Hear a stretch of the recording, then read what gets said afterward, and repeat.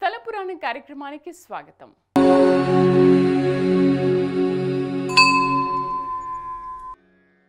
దుష్ట శిక్షణ శిష్ట రక్షణ కోసం శ్రీ మహావిష్ణువు దాల్చిన అవతారాల్లో 4వది నరసింహ అవతారం. నరసింహ పేరులోనే ఉగ్రరూపం సాక్షాత్కరిస్తుంది.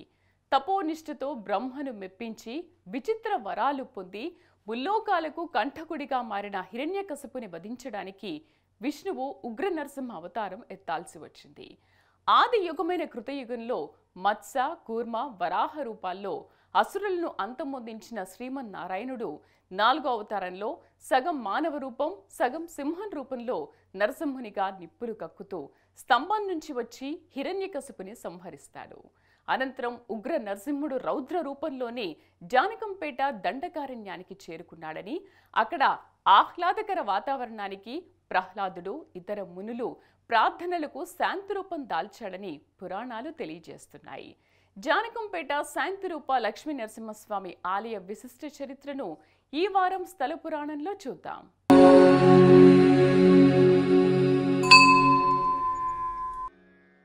అవతార పరిణామ క్రమంలో తొలుత మత్స్య, తర్వాత కూర్మ, అనంతరం వరాహ అవతారాలు ఎత్తి దుష్ట సంహారం చేసిన శ్రీ మహావిష్ణువు దుష్ట శిక్షణ శిష్ట రక్షణ కోసం ఉగ్ర నారసింహుని రూపంలో 4వ అవతారంలో దర్శనమిస్తాడు.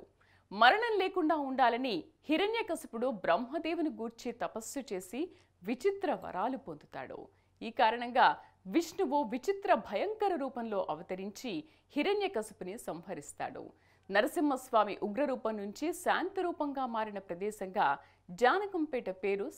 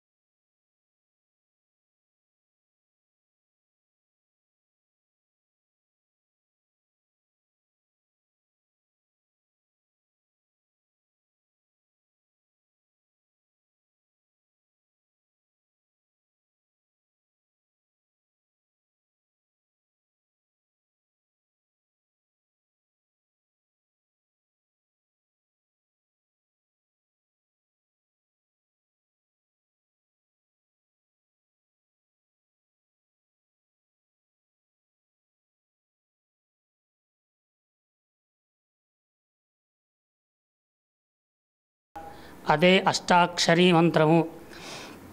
అందులో స్నానమాచరిస్తే అష్ట కష్టాలు పోతాయని భక్తులకు చాలా నమ్మకంతో స్నానమాచరిస్తారు. సంతానం లేని వారికి సంతానము, సంపద లేని వారికి సంపద కలుగుతాయని భక్తులకు నమ్మకంగా చేస్తుంటారు. శని త్రయోదశే కానీ శనివారం అమావాస్య వచ్చిన రోజు 70,000 మంది స్నానమాచరించి అక్కడి నుంచి స్నానమాచరించిన వెళ్ళే మార్గంలో వచ్చే మార్గంలో శివాలయం ఉంది, అక్కడ దర్శించుకుంటారు. ఇంకా కొంచెం పైకి వస్తే లక్ష్మీనారసింహస్వామి ఆలయం ఉంది, అందులో దర్శించుకొని వెళ్ళే మార్గంలో ఆంజనేయ స్వామి టెంపుల్ ఉంది, అక్కడ దర్శించుకొని భక్తులు వెళ్తుంటుంటారు. ఈ ఆలయాన్ని జైనుల కాలంలో కట్టారని చెప్పుకుంటుంటారు. ఈ స్వామివారి నాభిలో సాలగ్రామం ఉంది. ఆ సాలగ్రామ విశిష్టత ఇక్కడ దండకారుణ్యం నుంచి ఋషులు వెళ్ళే మార్గంలో ఇక్కడ ఆలయం ఉందని చెప్పి లోపలికి వచ్చేవారు అంటే స్వామి ఉగ్ర రూపంలో ఉన్నారు. ఆ ఉగ్ర రూపాన్ని ఎలా సామాన్య మానవులు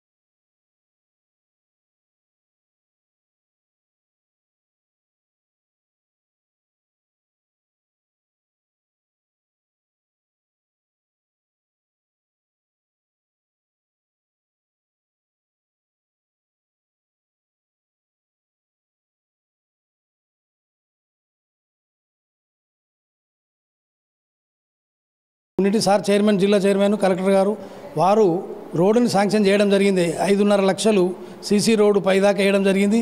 అది గత 2023 ఫిబ్రవరి 16 నాడు మేము ఈ రోడ్ని ఇనాగ్రేషన్ చేయడం జరిగింది. అప్పటి జతర పున్నం నాడే. అయితే మరి ఆ రోడ్డు ఇన్నేళ్ళ నుంచి చెక్కు చెదరకుండా అలాగనే ఉన్నది.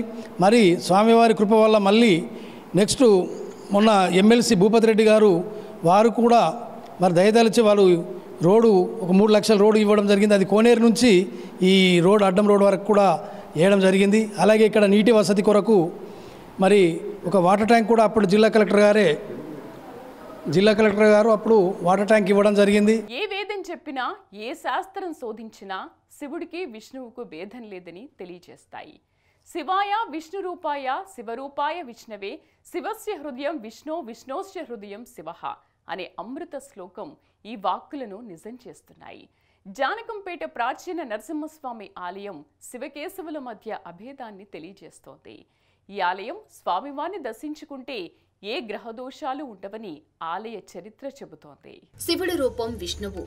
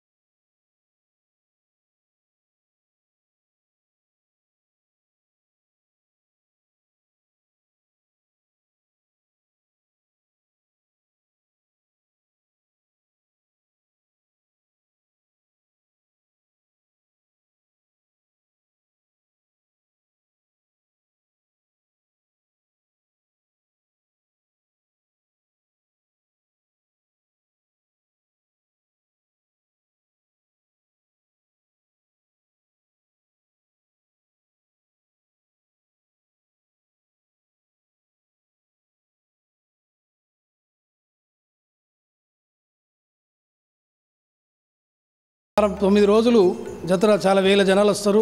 మరి ప్రతి అష్టమి శనివారం నాడు కూడా జనాలు బాగానే వస్తారు. అమావాస్య శనివారం కూడా వేల జనాలు వస్తారు.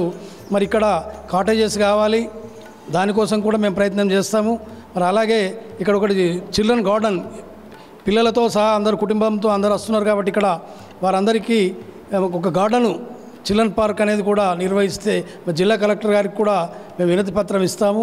వారు కూడా సహకరించి ఈ డెవలప్మెంట్ చేయాలని చెప్పేసి కోరుకుంటూ ఈ అవకాశం ఇచ్చిన మీ అందరికీ కూడా ప్రత్యేక అభినందనలు తెలియజేస్తాం. ఇది అప్పటి జైనుల కళాశాల. ఆంధ్ర, మహారాష్ట్ర, కర్ణాటక 3 రాష్ట్రాల వారు వచ్చి ఇక్కడ ఈ కళాశాలలో చదువుకునేవారు. దాని తర్వాత ఇది జిల్లాలో మొట్టమొదటి కళాశాల. దీని రెండవది మన నిజామాబాదు ఖలీల్వాడి హై స్కూలుగా ఉండడం జరిగింది. దాని తర్వాత కాకతీయులు ఇక్కడ ఆ స్వామివారిని ప్రతిష్టాపన చేయడం జరిగింది. అప్పటి నుంచి దీనికి భక్తులు, దీని విశిష్టత ఎంతో ఉన్నది. మరి ఇక్కడ అష్టముఖి కోనేరు అనేది దక్షిణ భారతదేశంలోనే రెండవది. మరి దీనికి కూడా 34 ఎకరాల అగ్రికల్చర్ ల్యాండ్ ఉన్నది. మరి దీనికి ఇప్పుడు ఏ రోజైతే అశోక్ కుమార్ కలెక్టర్ గారు సీసీ రోడ్ వేసిన తర్వాత భక్తుల రద్దీ పెరిగి దీనికి ఎందరో భక్తులు విపరీతంగా పెరిగి దీనికి ఇన్కమ్ కూడా చాలా పెరిగింది. మరి ఎంత ఇన్కమ్ ఎండోమెంట్ వారు మరి దీనికి ఇంత ల్యాండు, ఇన్ని ఎకరాల ల్యాండ్ ఉండి ఇంత ఇన్కమ్ ఉండడం కూడా వారు ఎండోమెంట్ వారు దీని యొక్క ఆదాయాన్ని స్వీకరించడమే తప్ప మరి డెవలప్మెంట్కు మాత్రం ఎండోమెంట్ ఏనాడు కూడా 10 రూపాయలు ఖర్చు పెట్టింది లేదు టెంపుల్కు. మరి ఎందుకోసము? మరి దీన్ని డెవలప్ చేస్తే ఎంతో బాగుంటుంది ఇది. కాబట్టి ఎండోమెంట్ వారు కూడా దీనికి డెవలప్మెంట్కు రావాలి. భక్తులే కాదు, అందరూ కూడా రాజకీయ నాయకులు, ఉన్న ప్రజాప్రతినిధులు కూడా దీన్ని డెవలప్మెంట్ చేయవలసిందిగా నేను కోరుతున్నాను. నిత్య కళ్యాణం పచ్చతోరణంలా ఆలయంలో ఎన్నో ఉత్సవాలు, వేడుకలు జరుగుతూ ఉంటాయి. ప్రతి సంవత్సరం ఈ ఆలయంలో మాఘశుద్ధ అష్టమి నుంచి లక్ష్మీ నరసింహస్వామి వార్షిక బ్రహ్మోత్సవాలను అంగరంగ వైభవంగా జరుగుతూ ఉంటాయి. ఈ ఉత్సవాలు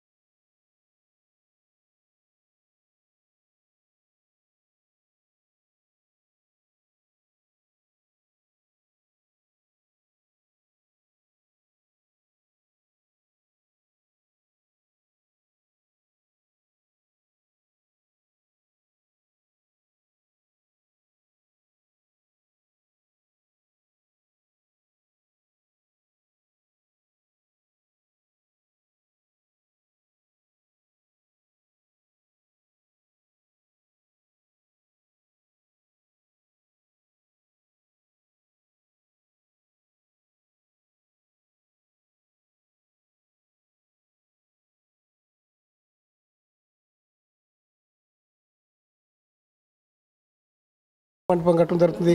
ఆ కళ్యాణ మంటపం అయితే మంచిగా బాగానే అవుతుంది. ఇక్కడ మీద 2 గెస్ట్ హౌస్లు కొంచెం ఉండటం కోసం మంది ఇంటి 3-4 రూమ్లు అయిపోతే కొంచెం మంచి సౌకర్యం పెరుగుతుంది. అటువంటి జరగాలని మరి భగవంతుని కోరుతూ మరి ఆశీస్సులు భగవంతుని దయ ఉంటే మరి అవన్నీ చేసుకుంటా అంటూ చాలా మరి ఇక్కడ చాలా స్వచ్ఛమైనటువంటి దేవుడు. మరి పిల్లలు లేకున్నా మరి ఇక్కడ మరి ప్రతి రథోత్సవము అప్పుడు ఉండి ముద్దలని చెప్పేసి మా అక్కడ అయ్యవారు వారు ఇప్పుడు యజ్ఞం జరగగానే ముద్దలు ఇస్తాడు. ఆ ముద్దలు తిన్నవారికి ప్రతి ఒక్కరికి పిల్లరైతని చెప్పి ఆనో నుంచి ఇప్పటి వరకు మా విలేజ్ కాకుండా ఇక్కడ చుట్టుపక్కల పల్లెలన్నీ ప్రతి ఆ ముద్ద తింటే తప్పకుండా సంతానం కాని వాళ్ళకు సంతానం అవుతుందని చెప్పేసి ఎప్పుడో నుంచో భక్తులు అదేవిధంగా దాన్ని ఇప్పుడు పూర్వం నుంచి అదే పద్ధతిగా నడుచుకుంటూ వస్తున్నారు. చాలా మంచి మంచి సౌకర్యాలు ఇంకా జరిగేటివి చాలా ఉన్నాయని చెప్పేసి మరి భగవంతుడి ఆశీస్సులతో మా గ్రామ ప్రజలందరూ మరి మాకు మీదికున్న దేవుడు చాలా గొప్ప దేవుడు. మా విలేజ్కి దేవుడు అంటే పెద్ద దేవుడు, మాకు ఇదే దేవుడు చాలా గొప్ప దేవుడు అని చెప్పేసి మేము నమ్ముతూ ఎప్పుడు ఈ భగవంతుడిని ప్రార్థిస్తూ ఉంటాము. జానకంపేటలో కొలువైన లక్ష్మీ నరసింహుణ్ణి దర్శించుకోవడానికి రైలు రోడ్డు మార్గాలు అందుబాటులో ఉన్నాయి. ఈ క్షేత్రం నిజామాబాద్ నగరానికి 8 కిలోమీటర్ల దూరంలో బోధన్ బాసర వెళ్లే మార్గంలో ఉంది. నిజామాబాద్ స్టేషన్లో దిగి రోడ్డు మార్గం ద్వారా ప్రయాణించి స్వామివారి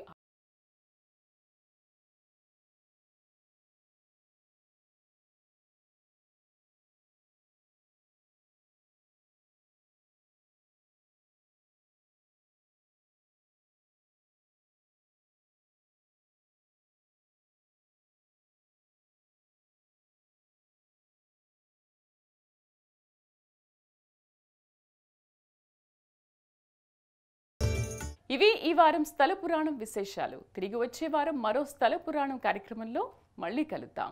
నమస్తే.